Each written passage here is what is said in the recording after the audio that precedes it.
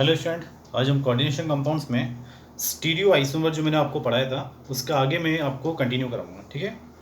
Stereo isomer में मैंने आप लोगों को जीआई पढ़ाया था और जीआई भी मैंने कोऑर्डिनेशन 4 के लिए पढ़ाया था आप लोगों को। ठीक है। कोऑर्डिनेशन 4 में मैंने 9 टाइप्स के आपको कॉम्प्लेक्स बताए थे, 9 टाइप्स के कॉम्प्लेक्स बताए थे जिनका कोऑर्डिनेशन 4 हो सकता है। और मैंने कहा था कि इनके आप लोग जीआई कितने होते हैं वो कैलकुलेट करिएगा। आई थिंक मैंने ख्याल से मैंने 2-3 कॉम्प्लेक्स तो आपको बता भी ये थे कितने जीआई रखेंगे अपने पास में। ठीक है। तो हम एक काम करते हैं, जो 9 टाइप्स के मैंने आपको लिखवाए थे पूरे कॉम्प्लेक्स, मैं उन सबके आंसर लिख देता हूँ आपको। ठीक है। और आंसर के साथ मैं बता भी देता हूँ कैसे बनेगा, क्यों बनेगा। ठीक है। ये देखिए, सबसे पहले MA4 टाइप का मेरे पास कॉम्प्लेक्स था। इसका हम कैलकुलेट कर चुके थे, इसका 0 जीआई आया था। मतलब इसमें कोई डिफरेंट रिप्रेजेंटेशन बनता ही था। ठीक है। दूसरा हमने बताया था कोऑर्डिनेशन 4 में आप लीजिए MA3B। MA3B में भी कितना जीआई बना था, 0। ये भी आई थिंक हम सॉल्व कर चुके थे। ठीक है। तीसरा था हमारे पास में कौन सा, MA2B2। अगर आपको याद हो, MA2B2 में दो फॉर्म बनी थी, या तो AA सेम साइड होते हैं मतलब सिस फॉर्म होती है, या फिर एक दूसरे का अपोजिट मतलब ट्रांसफॉर्म। तो यहाँ पे दो तरह की फॉर्म बनी थी। ठीक है। तो इसने कितने जीआई दिए थे, 2 जीआई, एक सिस फॉर्म और एक ट्रांसफॉर्म, MA2B2। ठीक है। फोर्थ नंबर था MA2BC। MA2BC, तो इसके जीआई कितने बनेंगे, इसके जीआई देख लेना, इसके जीआई भी 2 बनेंगे। ठीक है। शायद आई थिंक मैंने ये बताया नहीं हो आप लोगों को, तो बता देता हूँ। ये देखिए, MA2BC है, AABC। ठीक है। अभी आप देखेंगे इसमें, तो आप एक काम करिए, ये जो मेरे को A दिख रहा है ये अभी कौन सी फॉर्म पर है, सिस फॉर्म पर। ओके। AA अभी सिस फॉर्म पे, इसको मैं ट्रांसफॉर्म में कन्वर्ट करने की कोशिश करता हूँ। ट्रांसफॉर्म में कन्वर्ट करने की कोशिश करूंगा तो ये देखिए, ये बन जाएगा AABC। ठीक है। ए अभी सिस फॉर्म में था, ये आ गया आपके ट्रांसफॉर्म में। अब ये बताइए, ट्रांसफॉर्म में कन्वर्ट करने के बाद में इसकी सिस ट्रांसफॉर्म तो बन गई, क्या कोई और फॉर्म पॉसिबल है। अब आपके दिमाग में आ रहा होगा कि सर बी और सी को देखें अगर, तो बी और सी सेम साइड है, देखो अपोजिट भी हो गए, या और कुछ क्या आ सकता है, ए के सामने बी, ए के सामने बी तो है, ए के सामने सी, ए के सामने सी भी है।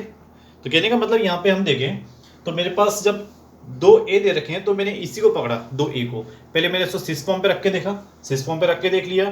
ठीक है। और फिर ट्रांसफॉर्म पे रख के देखा, ट्रांसफॉर्म पे बन गया आपका। ठीक है। तो इसके कितने जीआई बनेंगे, 2 जीआई बनेंगे, आपने बना के देखा होगा। ठीक है। 5 नंबर मेरे पास था MABCD। MABCD, तो अगर आपने ट्राई किया हो तो इसमें कोई सिस या ट्रांसफॉर्म नहीं बनी होगी, इसमें सिस ट्रांसफॉर्म नहीं बनी होगी, बट डिफरेंट रिप्रेजेंटेशन बने होंगे 3 टाइप के। तो आपने कहा होगा इसका 3 जीआई है। ठीक है। जैसे कि MABCD की हम बात करें तो ये देखेगा ABCD, ए के सामने क्या, D। ये देखिए, चेंज कर दीजिए, ए के सामने अभी D था, चेंज कर दीजिए, ए के सामने C आ सकता है, और क्या चेंज करेंगे, B को, और B चेंज करेंगे तो ए के सामने क्या आएगा, B आएगा। ये देखिए, अभी ए के सामने क्या आया, C आ गया, बाकी D को ऊपर कर देता हूँ, B को नीचे रख देता हूँ। और क्या बताया मैंने, ए के सामने B भी आ सकता है, ये चेंज कर लीजिए आप, ए के सामने B आ गया। ठीक है। ये देखिए, तो कहने का मतलब यहाँ पे मैंने देखा जो मिनिमम क्वांटिटी मेरे पास थी, ABCD किसी की भी ले सकते हो आप, तो मैंने ए को पकड़ लिया, और ए के रेस्पेक्ट में देखा, मैंने ए के रेस्पेक्ट में किस तरह से आप इसको बना सकते हो। ठीक है। अब इसमें मैंने 5 टाइप्स के बता चुका हूँ आपको, 3 तरह के जीआई इसके बने थे। नेक्स्ट आगे चलते हैं इसमें हम। ठीक है। ये देखिए,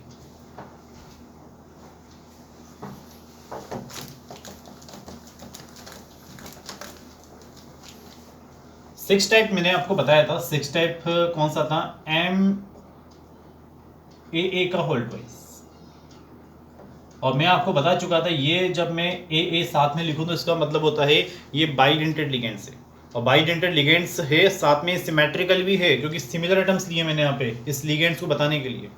तो सिमेट्रिकल लिगेंड्स भी है और बाइडेंटेड लिगेंड्स है। और इसका भी मैंने बताया था, इसके जीआई वैसे 0 बनते हैं, याद अगर आ गया हो आप लोगों को। देखिए, बाइडेंटेड लिगेंड्स का मतलब होता है एक ही लिगेंड में 2 एटम लोन पे देंगे, और वो रिंग भी बनाते हैं, तो साथ में मुझे रिंग भी बनानी पड़ेगी। देखिए, ये 2 एटम लोन पे दे रहे हैं। ठीक है। और एक ही लिगेंड के हैं दोनों एटम ये, और ये रिंग फॉर्म भी कर रहे हैं। इधर से एक और बाइंडेड लिगेंड्स लगा दूं मैं, ये लगा दिया देखो, ठीक है। इसको आप इस तरह लिख दीजिए, ये ना ए, और ये समझिएगा कि ए यहाँ से लोन पे दे रहा है और दूसरा एटम ए यहाँ से लोन पे दे रहा है, और रिंग भी फॉर्म कर रहे हैं। कौन से लिगेंड है? बाइडेंटेड। ये भी बाइडेंटेड लिगेंड्स है। इसमें क्या इंटरचेंज करोगे? सब कुछ सिमिलर ही है यहाँ पर तो बेसिकली, ठीक है ना। तो यहाँ इसके जीआई कितना बनना है? 0 बनना है। अब यहाँ पे ए है, यहाँ ए है, यहाँ ए है, यहाँ ए है, लोन पे देने वाला। इंटरचेंज कर भी लोगे आपस में, कोई फर्क नहीं पड़ेगा, ठीक है। तो इसके जीआई कितने बनते थे? 0 बनते थे। एक और मैंने आपको बताया था यार 7 नंबर MAAB2, याद आ गया आपको? MAAB2। अगर मैं इसकी बात करूं तो इसमें एक बाइडेंटेड लिगेंड्स है जो 2 लोन पेयर देगा, और एक है मोनोडेंटेड लिगेंड्स। मोनोडेंटेड लिगेंड्स मेरे पास 2 हैं, ठीक है। तो ओवरऑल लगे कितने लोन पे देंगे? 2 देंगे, तो 2 और 2 4 हो गया। इसका मतलब कोऑर्डिनेशन कितना है? 4 ही है, ठीक है। क्या इसमें कोई जीआई शो हो सकता है? क्या इसमें कोई डिफरेंट स्ट्रक्चर बन सकता है? देखते हैं हम यहाँ पे। पहले तो मैं बाइडेंटेड लिगेंड्स लगा देता हूँ, रिंग बनाता हुआ, ये देखिए, और यहाँ बी और ये बी, ठीक है। अब आप कुछ सोचिए कि इसमें डिफरेंट क्या कर सकता हूं मैं।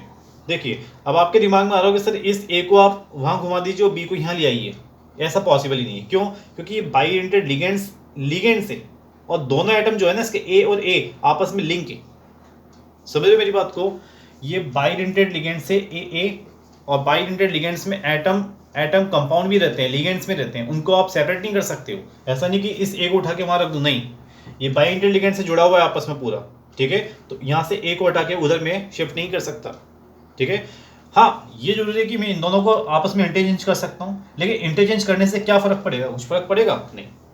अगर कर भी दोगे तो बी के सामने यही रहेगा और बी ऊपर नीचे सेम रहेगा। तो कहने का मतलब इसका भी जीआई नहीं बनता, ठीक है। ये 7 हो गए। 7 के बाद मैंने 8 नंबर दिया था आप लोगों को, ये 8 नंबर मेरे पास था, देखिए MAABC। इसमें भी कोऑर्डिनेशन 4 ही है। ये मेरे पास में बाइडेंटेड लिगेंड्स हो गया, ठीक है, और ये मोनोडेंटेड लिगेंड्स है, ठीक है। अब यहाँ पे हम देखें तो इसको भी मैं अरेंज करने की कोशिश करता हूँ। ये देखिए AA, ये मेरे पास में बाइडेंटेड लिगेंड्स लगा दिया मैंने, और ये रहा मेरे पास BC। क्योंकि ये बाइडेंटेड लिगेंड से दोनों एटम एक ही लिगेंड के अंदर है, जॉइन है आपस में, तो इनको अलग अलग करना पॉसिबल ही नहीं है। ऐसा नहीं कि मैं एक को उधर शिफ्ट कर सकूँ, नहीं कर सकता। इनको आपस में इंटरचेंज कर सकते हो, बस उधर शिफ्ट नहीं कर सकते आप। क्यों? वरना तो एटम ही ब्रेक हो जाएंगे, मतलब कि लिगेंड ही ब्रेक हो जाएगा पूरा, ठीक है ना। तो यहाँ पे अब ये बताइए, इनको मैं उधर इंटरचेंज नहीं कर सकता, ये यहीं रहेंगे आपके। यहाँ से ए लॉन पे दे रहा है, यहाँ से भी ए लॉन पे दे रहा है, ठीक है। अब आप सोचिए इसमें क्या चेंज करूँ। इसको अगर मैं पलट भी दूँ, बी को सी की जगह ले आऊँ, सी को बी की जगह ले आऊँ, तब कोई फर्क पड़ेगा? बिल्कुल नहीं, क्योंकि ए के सामने सी है, ए के सामने बी है। इंटरचेंज कर भी दोगे तब भी ए के सामने बी रहेगा, ए के सामने सी ही रहेगा। तो यहाँ भी हम देखें, वो आपको कंफ्यूज करने की कोशिश करेगा, AAB2 कर दे, AABC कर दे। आप खुद ध्यान रखिएगा, इसमें कोई फर्क ही नहीं पड़ सकता, ठीक है, क्योंकि बाइडेंटेड लिगेंड्स हमेशा ज्वाइन होते हैं आपस में। लिगेंड जो है उसके एटम आपस में ज्वाइन है, ठीक है ना। तो यहाँ पे जीआई कितना बोलोगे आप? जीआई 0 आएगा। तो ये 8 टाइप्स के कंपाउंड्स आपके हो चुके हैं पूरे, ठीक है। अब आगे चलते हैं इसमें हम। देखिए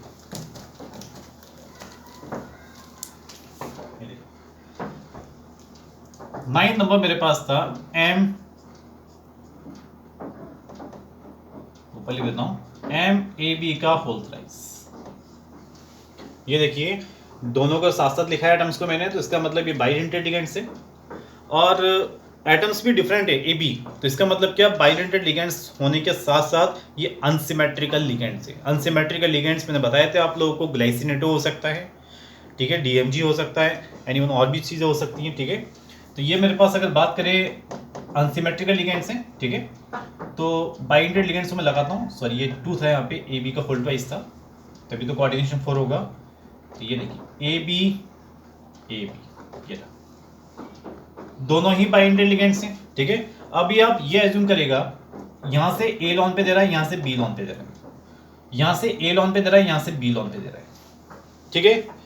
ये दोनों एटम AB एक ही लिगेंड का पार्ट हैं, तो इनको मैं सेपरेट नहीं कर सकता। कहने का मतलब उधर शिफ्ट नहीं कर सकता, ठीक है।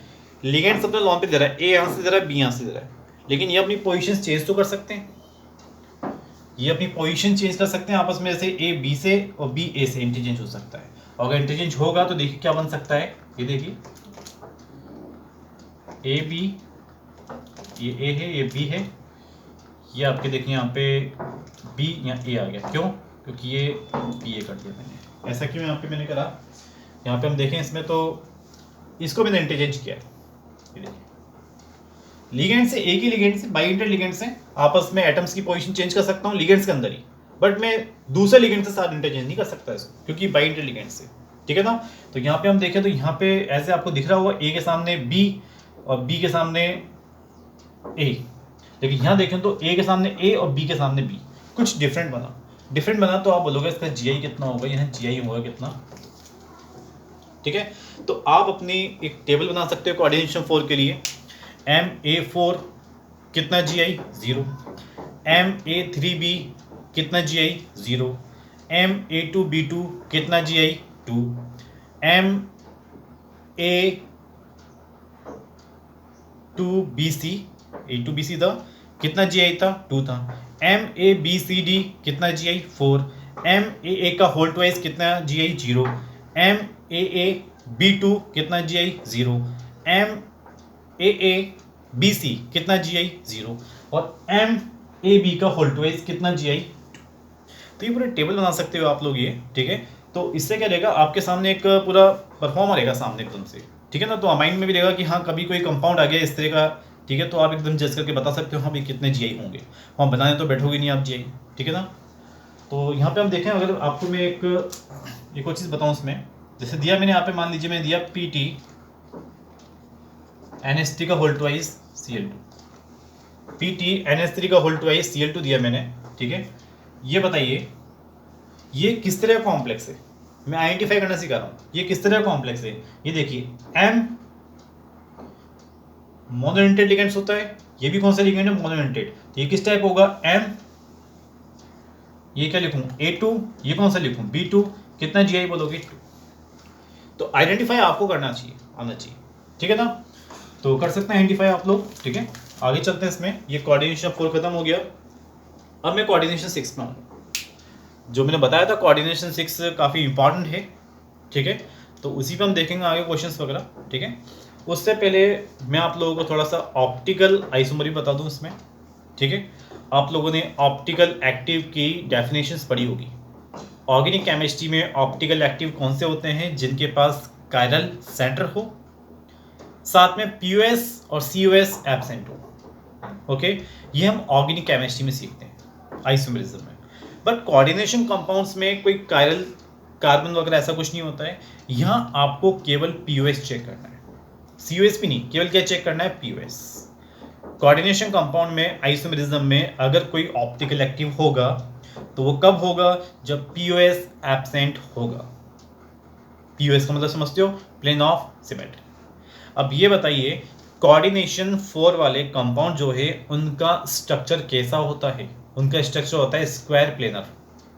इनके तो नाम में ही प्लेनर है, ये तो है ही प्लेनर।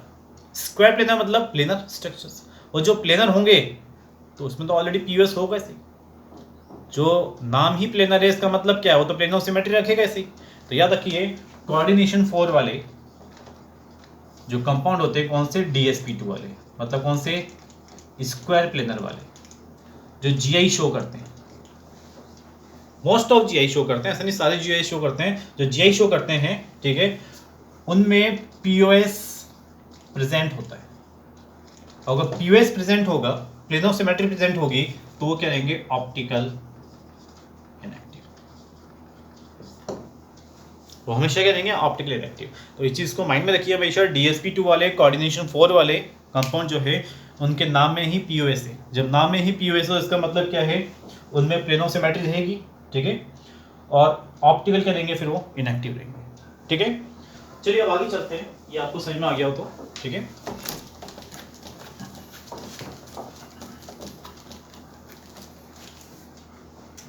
मैं आता हूं कोऑर्डिनेशन 6 पे। नेक्स्ट आ रहा हूं कोऑर्डिनेशन 6 पे। कोऑर्डिनेशन 6 का मतलब होता है 6 लॉन पेयर गिवन करना। और जब 6 लॉन पेयर गिवन किए जाएंगे तो VBT के अकॉर्डिंग 2 तरह के हाइब्रिडेशन बन सकते हैं, या तो sp3d2 या d2sp3।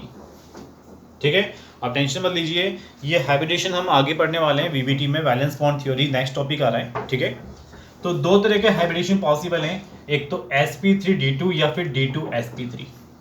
लेकिन दोनों ही तरह के हाइब्रिडेशन में सबसे अच्छी बात यह है कि शेप क्या होता है, ऑक्टाहेड्रल। कहने का मतलब मुझे यहाँ कोई टेंशन नहीं, जरूरत नहीं है कि हाइब्रिडेशन कौन सा आएगा, क्योंकि दोनों का शेप ही क्या रहेगा, ऑक्टाहेड्रल। अब जब दोनों का ही शेप ऑक्टाहेड्रल रहेगा तो देखिए यहाँ पे ऑक्टाहेड्रल कैसा होता है, ऑक्टाहेड्रल होता है ये रहा ऐसा शेप।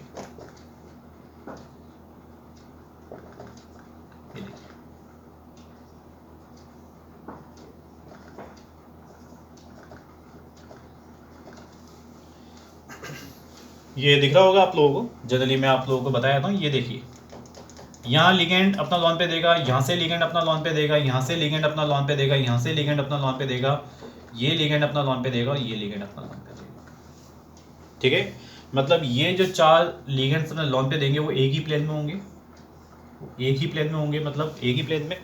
और ये जो दो ऊपर नीचे लिगेंड्स है वो है एक्सियल पोजीशंस पे। कहने का मतलब क्या है, ये मेरे अगर हाथ को आप एज ए प्लेन मान लो तो ये एक्सियल पोजीशन पे एक लिगेंड ऊपर से देगा लॉन पे और एक नीचे से देगा लॉन पे। ठीक है, तो ये एक स्क्वायर प्लेन हो गया, चार लिगेंड्स यहाँ से लॉन पे देंगे और दो लिगेंड्स ऊपर नीचे से एक्सियल पोजीशन से। ठीक है, तो अब यहाँ देखिए जब दोनों का ही शेप ऑक्टाहेड्रल है कोऑर्डिनेशन 6 के लिए, भले कोई सा भी हाइब्रिडेशन हो, ठीक है, तो क्या आपको लगता है इसमें 90 डिग्री और इसमें 180 डिग्री एंगल है? बिल्कुल, इसमें 90 डिग्री एंगल भी है और इसमें 180 डिग्री एंगल भी है। अगर ऐसा है तो ये दो तरह की फॉर्म शो कर सकता है, कौन सी, सिस और ट्रांस। और जब सिस और ट्रांस फॉर्म शो हो सकती है तो इसमें ऑब्वियसली क्या होगा, इसमें ऑब्वियसली जीआई होगा। ठीक है ना, मतलब ये जीआई शो कर सकता है। ठीक है, अब यहाँ पे हम आपसे पूछेंगे इसमें ओवरऑल 90 डिग्री एंगल कितने हैं, 180 डिग्री एंगल कितने हैं। तो 90 डिग्री एंगल कितने होंगे यहाँ पे, यहाँ होते हैं 90 डिग्री एंगल 12 और 180 डिग्री एंगल होते हैं कितने, 3। ठीक है, आप पूछेंगे कैसे होते हैं, जैसे मिनट देखिए बताते हैं। ये देखिए मान लीजिए ये जो मैंने एक स्क्वायर प्लेन बनाया, ये स्क्वायर प्लेन हो गया मेरे पास। ठीक है, एक लिगेंड ऐसा, एक लिगेंड ऐसा, एक लिगेंड ऐसा, एक लिगेंड ऐसा। ये देखिए दिख रहा होगा आपको, यहाँ से लॉन पेयर, यहाँ से लॉन पेयर, यहाँ से लॉन पेयर, यहाँ से लॉन पेयर। ठीक है, ऊपर एक एक्सियल पोजीशन पे लिगेंड अपना लॉन पे देगा और एक नीचे से एक्सियल पोजीशन से लॉन पे देगा। अब आप ये बताइए 90 डिग्री एंगल कितने होंगे इसमें। 90 डिग्री एंगल की अगर मैं बात करूँ तो ये देखिए 90 डिग्री एंगल की अगर बात करें, ये 4 एंगल 1 2 3 4, ये आपस में कितना है, 90 है। और मैंने एक्सियल पोजीशन में जो लिगेंड लगा रखा है, ठीक है, ये जो एक्सियल पोजीशन पे लिगेंड लगा रखा है मैंने ये रहा, इस लिगेंड से इसका कितना एंगल होगा, 90। देखिए ये 90, ये 90, ये 90, ये 90, दिख रहा है आपको कितना एंगल है, 90 है। तो कहने का मतलब कितना है, 4 एंगल तो 90 ये मिले मुझे, और 4 ये कितना हो गए 8, और नीचे वाले के साथ 4 कितना हो गए 12। तो यहाँ 90 डिग्री एंगल कितने होंगे, 12 होंगे। और 180 कैसे पहचानोगे, 180 ऐसा है, एक ये रहा, सेकंड ये रहा और थर्ड ये रहा। तो कहने का मतलब इस ऑक्टाहेड्रल कॉम्प्लेक्स में, इस ऑक्टाहेड्रल कॉम्प्लेक्स में आपको मैक्सिमम 90 कितने मिल सकते हैं, 12 मिल सकते हैं, 180 कितने मिल सकते हैं, 3 मिल सकते हैं। मतलब सिस ट्रांस पॉसिबल है, इसमें जीआई बनेंगे। ठीक है, अब मैं आपको इसमें कोऑर्डिनेशन 6 में डिफरेंट तरह के कॉम्प्लेक्स बताऊंगा। ठीक है, अब इसमें एक एक्स्ट्रा चीज़ हम ऐड क्या करेंगे, इसमें जीआई निकालने के साथ साथ में, जीआई निकालने के साथ साथ में इसमें हम ऑप्टिकल एक्टिविटी भी बताएंगे कि कौन ऑप्टिकल एक्टिव होगा, कौन ऑप्टिकल एक्टिव नहीं होगा। ठीक है, अगर होगा तो मिला के ओवरऑल मिला के जीआई प्लस वाई मिलाकर कितने स्टीरियो आइसोमर बनेंगे वो भी बताएंगे। ठीक है, आप बोलेंगे इससे पहले सर हमने कोऑर्डिनेशन 4 में ऐसा क्यों नहीं करा, क्योंकि कोऑर्डिनेशन 4 में तो ऑप्टिकल एक्टिव बनते ही नहीं थे। तो उसमें स्टीरियो आइसोमर अगर आपको देखना तो स्टीरियो आइसोमर किसके बराबर होंगे, जो जीआई है उसके अंदर। समझ में आ रहा आपको। लेकिन यहाँ पे जरूरत पड़ेगी हमें, इसमें ऑप्टिकल एक्टिव बन सकते हैं, बनेंगे बिल्कुल, मैं बताऊंगा आप लोगों को। ठीक है, देखिए चलिए स्टार्ट करते हैं। यहाँ पे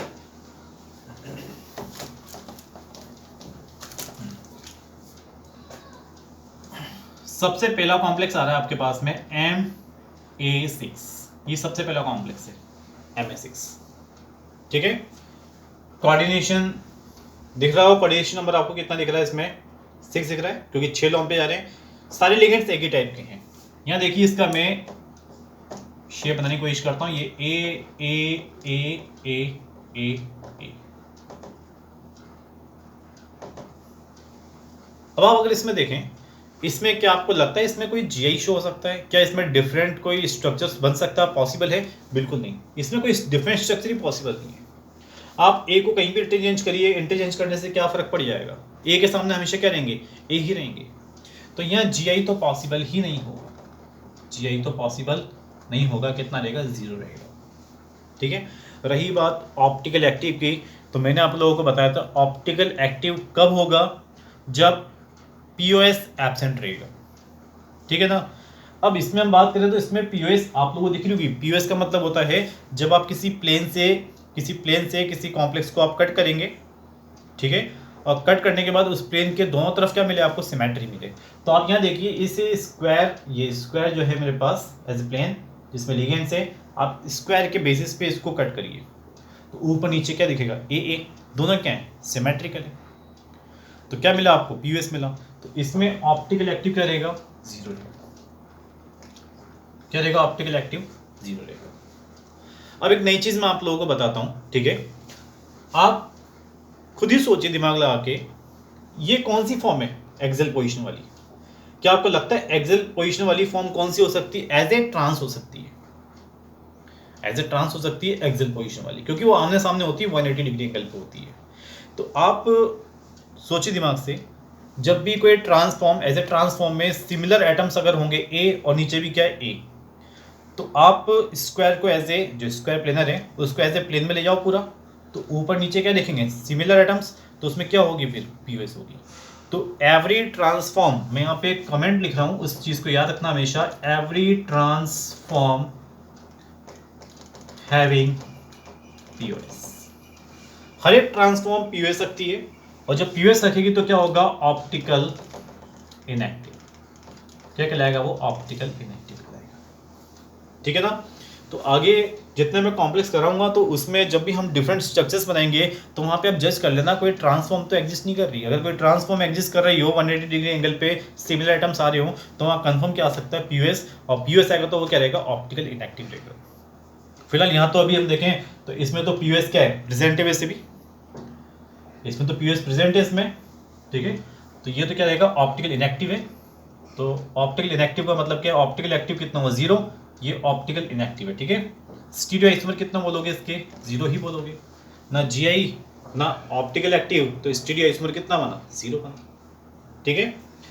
अब अगर आपको ये समझ में आया हो MA6, ठीक है, तो नेक्स्ट एक और क्वेश्चन मैं बताता हूं आप लोगों को, देखिए ध्यान से। ये देखिए,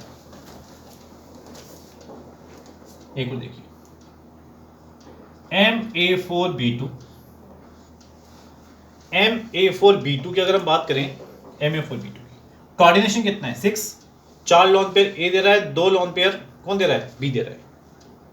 4 लोन पेयर ए क्यों दे रहा है? क्योंकि ए मेरे पास 4 हैं एज ए लिगेंड्स।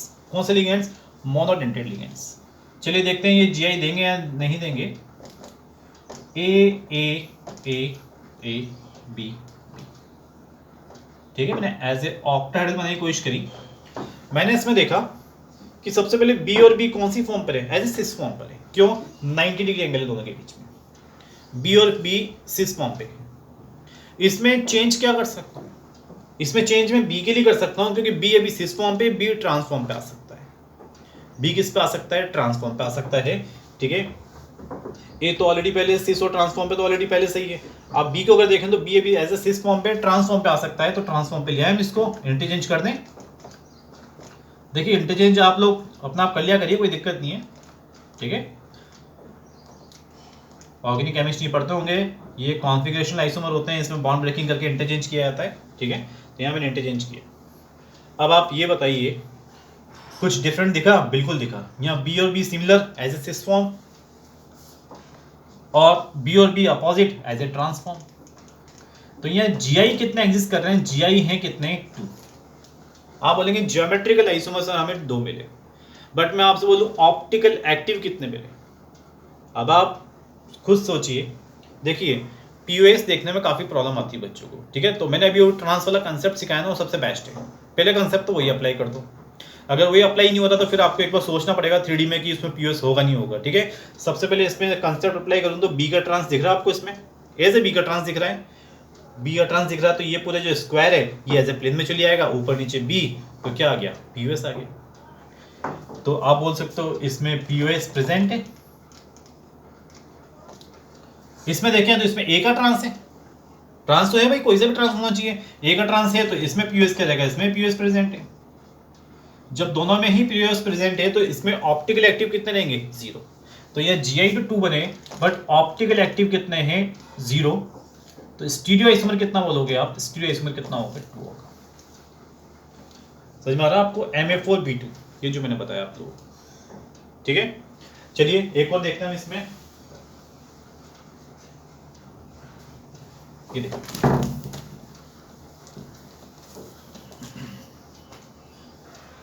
नेक्स्ट है मेरे पास Ma3BCD, एक कॉम्प्लेक्स मेरे पास ये आ गया, Ma3BCD कॉम्प्लेक्स है। इसमें जीआई कितने बन सकते हैं वो हम देखते हैं यहाँ पे।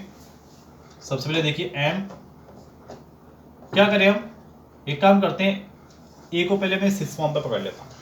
देखो बनाने का तरीका होता है, बनाने का तरीका होता है, ठीक है, जब भी आप कोई जीआई वगैरह बना रहे हो, ठीक है, डिफरेंट रिप्रेजेंटेशन देखना चाहते हो, ठीक है, तो यहाँ पे मुझे एक से ज़्यादा मिले, 3 ए मिले मुझे, तो मैं एक काम करता हूँ, दो ए को मैं सिस फॉर्म पे रख लेता हूँ, ठीक है, और देखते हैं अभी ए बी सी डी।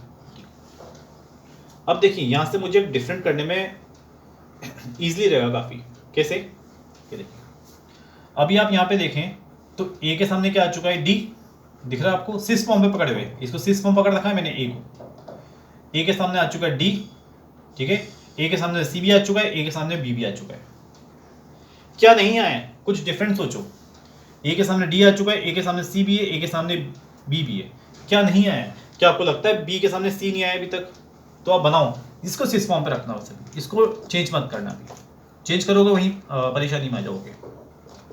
तो बी के सामने सी कर दिया, ये देखिए बी के सामने सी कर दिया, ये तो कर दिया मैंने, और ये क्या बचा मेरे पास में, डी बचा। और बताइए, और सोचिए, सिस फॉर्म पे रखना ए को सिस फॉर्म पे रखिए।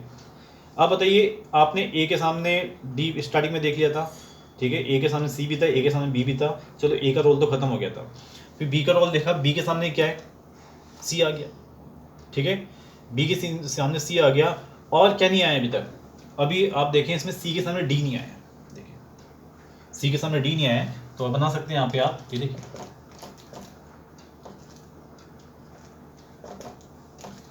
सी के सामने डी, और क्या नहीं आया, और आई थिंक बी के सामने डी नहीं आया, और बी के सामने डी नहीं आया, तो एक और बना लेता हूं मैं नीचे, ये देखिए ये बी के सामने डी, ये देखिए मैंने करा क्या, मुझे यहाँ पे जब भी ऐसे कोऑर्डिनेशन 6 में जब ज़्यादा क्वांटिटी में आएंगे, ठीक है, जैसे कि Ma2B2C2 Ma3B2 जो भी है, ठीक है ना, तब मैं हमेशा करूँगा, तब हमेशा मैं ए का सिस पकड़ लूँगा पहले, और जितने डिफरेंट बन सकते हैं वो बनाने की कोशिश करूँगा, फिर मैं ए का ट्रांस पकड़ लूँगा, ए का ट्रांस पकड़ने पे जितने डिफरेंट बन सकते हैं वो बन जाएंगे, तो ओवरऑल मिला के मेरे पास पूरे चाहिए हो जाएंगे। तो यहाँ पे हम देखें, हमने ए का सिस पकड़ा तो ए के सामने डी आ गया, ठीक है, ए के सामने ऑलरेडी ए के सामने सी तो था, ए के सामने बी भी था, तो ए का तो अब मैं और कुछ नहीं कर सकता डिफरेंट। हाँ, बी के सामने नहीं था, बी के सामने सी नहीं था, बी के सामने सी बनाया, और क्या नहीं था, सी के सामने डी नहीं था, तो सी के सामने डी भी बना दिया, और क्या नहीं था, बी के सामने डी नहीं था, बी के सामने डी भी बना दिया। अब आप बोलोगे सर ए को ट्रांसफर रख के देखो, अब मुझे ए को ट्रांसफर रखने की कोई जरूरत नहीं है, क्योंकि वो ऑलरेडी ट्रांसफर आ चुका है। देखो मुझे ए को ट्रांसफर रखने की कोई जरूरत नहीं है, वो ऑलरेडी ट्रांसफर आ चुका है, मतलब मैंने सिस के ही पेयर बनाए, उसमें अपना भी ए के ट्रांस के पेयर भी बन गए, ठीक है। तो यहाँ पे हम देखें, ए को सिस पे रखते हुए जो पेयर बनाए उसमें ऑलरेडी ट्रांस के बन चुके हैं, तो मेरे पास ओवरऑल जीआई कितने हुए हैं, जीआई है मेरे पास कितने, 4, मेरे पास ओवरऑल जीआई है 4। अब इसमें ध्यान से देखो, इसमें ए का ट्रांस दिखा, अरे भाई 180 डिग्री एंगल है, और जिसमें भी ट्रांस दिखे ना उसमें पीओएस क्या है, प्रेजेंट, ठीक है। कई बच्चे बोलते हैं सर ऐसे ऐसे काट के देखो, नहीं आप काटोगे काफी प्रॉब्लम आएगी ऐसे काटने में, कट करने में। सिंपल सी बात है, जब किसी में ट्रांस दिख रहा है ना तो ट्रांस जरूरी नहीं होता कि ट्रांस ऐसी पोजीशन पे लूँ, ट्रांस तो ऐसी भी पोजीशंस पाया है। उस कॉम्प्लेक्स में अगर मैं ए को ऐसे से ऊपर नीचे कर लूंगा ना कोई फर्क नहीं पड़ेगा, वो कॉम्प्लेक्स का स्ट्रक्चर सेम ही रहेगा, इसके जैसे ही रहेगा। तो कहने का मतलब ट्रांस जब भी दिखे आपको उसमें पीयूएस तो प्रेजेंट होनी है। इसमें भी ए का ट्रांस है मतलब पीयूएस क्या है, प्रेजेंट है। इसमें देखो ए का ट्रांस है, इसमें पीयूएस क्या है, प्रेजेंट है। लिख देता हूँ यहाँ पे मैं, पीयूएस प्रेजेंट है। बट इसमें अगर देखें तो क्या इसमें ए का ट्रांस है या किसी का ट्रांस दिख रहा है आपको? बिल्कुल नहीं, ना तो ए का ट्रांस है ना कोई दूसरा आइटम, तो कोई सिमिलर है ही नहीं। तो इसमें का ट्रांसफॉर्म बनी ही रही। और इसमें आप इसको कट करके देख लीजिए, आप अपने हिसाब से कर लीजिए। देखिए इसको मैं स्क्वायर में ले लेता हूँ, ये एज ए स्क्वायर प्लेन में ले लिया। अब आप इसको कैसे भी कट करो, ये जो स्क्वायर में है वो ऐसे है, ऊपर नीचे एक्सियल पोजीशन में क्या लग रहे हैं, ए और डी लग रहे हैं। आप इसको पहले ऐसे प्लेन में कट कर दो या ऊपर से कट करो या ऐसे कट करो, कैसे भी कट करके देखो क्या आपको इसमें कोई प्लेन ऑफ सिमेट्री दिखेगी। मेरे ख्याल से इसमें कोई प्लेन ऑफ सिमेट्री नहीं दिखेगी। आप ट्राई कर सकते हैं, इसमें कोई पीयूएस नहीं दिखेगा। और जब इसमें कोई पीयूएस नहीं दिखेगा तो ये मेरे पास ऑप्टिकल एक्टिव होगा। ठीक है, तो मेरे पास ओवरऑल जीआई कितने बने? जीआई मेरे पास 4 है। ठीक है, मेरे पास जीआई 4 है। ऑप्टिकल एक्टिव की बात करूं तो ऑप्टिकल एक्टिव का रियल मीनिंग क्या होता है? ऑप्टिकल एक्टिव का मतलब होता है जो सुपर इम्पोज नहीं होता अपनी मिरर इमेज पे। कहने का मतलब कोई भी ऑप्टिकल एक्टिव कंपाउंड होगा ना तो उसकी मिरर इमेज भी होगी साथ साथ में। तो मिरर इमेज होगी तो हम ऑप्टिकल एक्टिव कितना बोलेंगे, खुद को और एक इसकी मिरर इमेज को भी बोला जाएगा। तो यहाँ पे ऑप्टिकल एक्टिव जब आपको ये दिखा है तो इसकी एक मिरर इमेज भी रही होगी। समझ रहे मेरी बात को? ये अगर ऑप्टिकल एक्टिव है तो इसकी एक मिरर इमेज भी होगी। और जब मिरर इमेज होगी तो मिला के कितने कंपाउंड कहलाएंगे? ऑप्टिकल एक्टिव 2 कहलाएंगे। तो आप यहाँ बोलोगे ऑप्टिकल एक्टिव कितने हैं? 2। ठीक है, ऑर्गेनिक केमिस्ट्री में आप लोग जब पूरा स्टीरियो आइसोमर सीखते हो तो उसमें सिखाते हैं, बिल्कुल सिखाते हैं कि जब भी कोई कंपाउंड ऑप्टिकल एक्टिव बन रहा है तो एक खुद और एक उसकी मिरर इमेज दोनों काउंट होते हैं ऑप्टिकल एक्टिव में। एज ए एनेंशियोमर याद आ रहा होगा थोड़ा बहुत, मैं ज़्यादा डीप में नहीं जाऊँगा क्योंकि ऑर्गेनिक केमिस्ट्री में काफ़ी कुछ है। ठीक है ना, तो यहाँ पे हम बात करें तो एक तो खुद ये और एक इसकी मिरर इमेज मिलाए कितना हो गया? ऑप्टिकल एक्टिव 2 हो गए। टोटल स्टीरियो आइसोमर मिला के कितने मेरे पास पड़े हुए हैं? तो देखो 1 2 3 4, ये 4 जीआई तो थे, मानता हूँ ये 4 जीआई तो थे। 1 2 3 4 4 जीआई थे। बट इसी कॉम्प्लेक्स का एक मिरर इमेज बना है, इसी कॉम्प्लेक्स का एक मिरर इमेज भी बना है। तो मिला के ओवरऑल कितने अब मुझे दिख रहे हैं पूरा आइसोमर मिला के 5।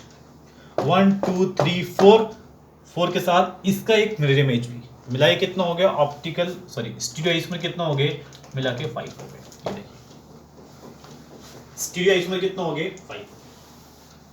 ठीक है, चलिए आप लोगों को समझ में आया होगा। मैं एक क्वेश्चन और बताता हूं आप लोगों को। ठीक है, वो देखिए,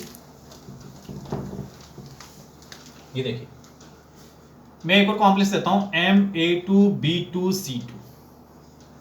Ma2B2C2 मुझे बोला गया इसके जीआई बनाओ। फिर वही प्रॉब्लम कि सर जीआई कैसे बनाएं, इसके दिक्कत आती बनाने में, कई बार क्या रिपीट हो जाते हैं हमारे स्ट्रक्चर्स। तो मैंने आपको बताया इसके लिए, इस प्रॉब्लम से बचने के लिए आप किसी एक का सिस पकड़ लो और सिस पकड़ते हो बाकी उसके डिफरेंट स्ट्रक्चर्स कितने बन सकते हैं बनाइए और फिर उसी का आप ट्रांस कर लीजिए। फॉर एग्जांपल जैसे मैंने मान लीजिए यहाँ पे ए का मैं सिस पकड़ लेता हूँ। पहले ए का मैंने सिस पकड़ लिया और बाकी को मैंने लगा दिया अभी B C C. I think दिख रहा होगा आप लोगों को, यानी कोई प्रॉब्लम इसमें? देखिए तो आप ये देखेंगे तो बी के सामने बी है, सी सी साथ में। ए को सिस पे पकड़िए, ए को सिस पे ही पकड़िए आप। ठीक है, और क्या डिफरेंट कर सकता हूं? मेरे ख्याल से बी के सामने सी नहीं आया तो बी के सामने सी करें। ए को छोड़ना मत, ए को सिस पे पकड़ के रखिए अभी, तो बी के सामने सी लिया है मैं। और क्या नहीं आया सोचो? और आप बोलोगे सर अभी सी के सामने सी नहीं आया। चलिए ए को मत छोड़ना, ए को पकड़ के रखो, सिस पे पकड़ के रखा, ये सी के सामने सी आ गया। और क्या नहीं आया? देखिए सिस पे पकड़ते हुए बी के सामने बी, क्योंकि आपके पास बी और सी थे तो बी के सामने बी, बी के सामने सी और सी के सामने सी, ये तीनों आ गए, स्ट्रक्चर्स हो गए मेरे पास। ए को सिस पे रखते हुए जितने स्ट्रक्चर बना सकता था बन गए। अब मैं क्या करूंगा, अब ए को मैं ट्रांस पे लेके जाऊंगा। ये पहले वाला क्वेश्चन नहीं है, पहले वाले क्वेश्चन में तो क्या था, आपके पास 3 ए थे तो ऑलरेडी सिस वाले फॉर्म में ही ट्रांस बन गई थी ए की, बट यहाँ तो ए का भी सीसी फॉर्म है, बस केवल ओनली सिस फॉर्म एग्जिस्ट कर रहा है। तो ए का मैं ट्रांसफॉर्म लेके आने वाला हूँ। ये देखिए ए को ट्रांस पे लिया है, ये ट्रांस पकड़ लिया, क्या B2C2 है ना, तो BBC। ए को ट्रांस पे पकड़ते हुए आप क्या और बना सकते हैं, बी के सामने बी है और बताइए, सी के सामने सी है और बताइए, बी के सामने सी ला सकते हैं। देखो बी के सामने बी और सी के सामने सी आ चुका है, बट बी के सामने सी नहीं आया। किस में नहीं आया, ट्रांसफॉर्म में नहीं आया। तो इसकी ट्रांसफॉर्म पकड़ते हुए ए की, बी के सामने सी, ये देखिए, ठीक है। उसके अलावा तो और कोई पॉसिबल नहीं है। आप बोलो सी के सामने सी नहीं आया, वो तो आ चुका है, ठीक है ना। तो मतलब कहने का मतलब है आप किसी एक का सिस पकड़ लो और सिस पकड़ने के साथ में कुछ डिफरेंट जो बन सकते हैं बना के देख लीजिए पूरे, ठीक है। प्लस अब उसका ट्रांस पकड़िए और ट्रांस पकड़ने के साथ में उसके डिफरेंट जितने बन सकते हैं बनाइए। तो यहाँ पे मेरे पास ओवरऑल मिला के ऊपर लिख रहा हूँ मैं, जीआई कितने हो रहे हैं, जीआई मेरे पास 5 हो रहे हैं। ये देखिए मैं सर्किल कर दिया, जीआई मेरे पास 5 हो रहे हैं। अब मैं बात करूं उसमें कि इसमें पीओएस किस किस में प्रेजेंट है। देखो ट्रांस तो ट्रांस में तो हम बोलेंगे, ट्रांस में तो पीओएस करेगा प्रेजेंट, ट्रांसफॉर्म में तो हमेशा पीओएस में प्रेजेंट रहता है, ठीक है। अब इसमें हम देखें तो ये बी का ट्रांस दिख रहा है आप लोगों को, ये है बी का ट्रांस और ये किसका ट्रांस है, सी का ट्रांस। तो ट्रांस तो भाई ये भी है दोनों, ट्रांस जब दोनों ट्रांस हैं तो आप कह सकते हो कि सर इसमें भी क्या होगा, पीओएस प्रेजेंट रहेगा। समझ में आ रहा है, ये ए का ट्रांस हो गया, ये बी का ट्रांस, वो सी का ट्रांस, मतलब चारों में क्या पीओएस प्रेजेंट है। बट इसमें देखें, इसमें कोई ट्रांसफॉर्म तो नजर आ रही, कोई आपको नहीं आ रही, इसमें कोई ट्रांसफॉर्म नजर नहीं आ रही। और आप इसको कैसे भी कट करके देख लीजिए, इसमें प्लेन ऑफ सिमेट्री नहीं आएगा। ये लीजिए मैं इसको एज ए स्क्वायर बनाया था, कैसे कट करना पसंद करेंगे, ऐसे दिख रहा है सिमेट्री, नहीं ऐसे दिख रहा है सिमेट्री, नहीं, जैसे भी आप करना पसंद करें करिए, इसमें कोई पीओएस नहीं दिखाई देगा आपको। तो कहने का मतलब इसमें पीओएस नहीं है तो ये ऑप्टिकल एक्टिव है। और जब कोई कंपाउंड ऑप्टिकल एक्टिव होता है तो खुद और एक उसकी मिरर इमेज दोनों काउंट होती हैं ऑप्टिकल एक्टिव में। तो एक ये प्लस इसकी एक मिरर इमेज साथ में, तो ऑप्टिकल एक्टिव कोई बोले तो कितना बोलोगे आप, 2। और अब स्टीरियो आइसोमर की बात आए, 1 2 3 4 और 5 जीआई थे बिल्कुल। और ऑप्टिकल एक्टिव देखते समय इसका एक मिरर इमेज भी बन गया था साथ में। तो 1 2 3 4 5 प्लस इसका एक मिरर इमेज भी मिला के कितना हो गया, स्टीरियो आइसोमर 6 हो गया। कितना हो गया, 6 हो गया, ठीक है। तो वो पूछ सकता है आप लोगों से कि इसमें जीआई कितना होगा, इसमें ऑप्टिकल एक्टिव कितना है, इसमें स्टीरियो आइसोमर कितना है, तो आप बता सकते हो, ठीक है। तो मैंने आपको कुछ क्वेश्चंस बताए, ठीक है। आई होप आपको थोड़ा बहुत समझ में आया होगा कि चलो सर हाँ हमने सीखा इसमें, ठीक है। अब देखिए सारे मैं बता दूं वो भी ठीक नहीं है, क्योंकि आप खुद एक बार ट्राई करिए और इसके बाद जो नेक्स्ट लेक्चर होगा उसमें मैं आप लोगों को सारे उसके बता दूंगा कि किस किस तरह बने हैं, ठीक है। क्योंकि कोऑर्डिनेशन 6 मैंने कहा था इंपॉर्टेंट है, ठीक है। आप अगर अपनी VKSFL बुक्स वगैरह या कोई भी बुक्स लगाएंगे एक्स्ट्रा तो उसमें परेशानी आएगी। और परेशानी कब आती है, जब आपको खुद को बनाना नहीं आता हो। कई जगह कई इंस्टीट्यूट में सिखाए थे कि इनके रट लो बस, इतनी सफिशिएंट है। रटने एक अलग चीज़ होती है, अगर आप अच्छी तरीके से स्टडी कर रहे हैं, डीप में स्टडी कर रहे हैं, तो आपको बनाना आनी चाहिए ये ऑप्टिकल एक्टिव क्या होगा, कौन नहीं होगा, ठीक है। तो मैं आप लोगों को पूरे कंपाउंड्स के नाम लिखवा देता हूँ एक बार, ठीक है। आप लोग ट्राई करिएगा, नेक्स्ट लेक्चर में उनके आंसर ही बताऊँगा सबके में एक साथ, ठीक है। तो देखिए मैं लिख देता हूँ, इसको हम रफ करते हैं यहाँ पे, ठीक है।